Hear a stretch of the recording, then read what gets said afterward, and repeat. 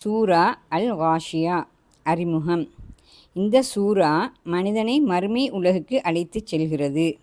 மஹ்ஷர் வெளி முதல் சுவர்க்கம் நரகம் வரையுள்ள அனைத்து உலகங்களுக்கும் சூராவின் ஊடே மனிதன் பயணிக்கிறான். அடுத்து இவ்வுலகை நோக்கி மனிதனை திருப்பும் சூரா பௌதீக உலகின் அத்தாட்சிகளை சிந்திக்குமாறு தூண்டும் வினா அமைப்பை கொண்டமைந்துள்ளது.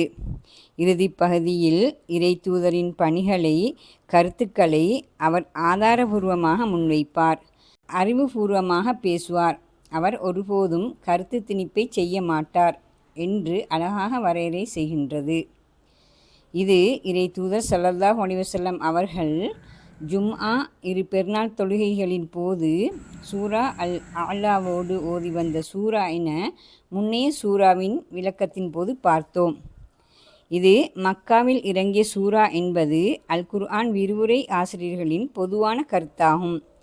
தஃப்சீர் நூல்களும் பொதுவாக ஹதீஸ் நூல்களும் இந்த சூராவுக்கு அல் காஷியா என்றே பெயரிட்டுள்ளன. எனினும் சஹீஹ் அல் புகாரி, சஹீஹ் அல் முஸ்லிம், முஅத்தா என்ற நூல்கள் சூரா ஹல் அத்தாக்க ஹதீஸுல் காஷியா என பெயரிட்டுள்ளன.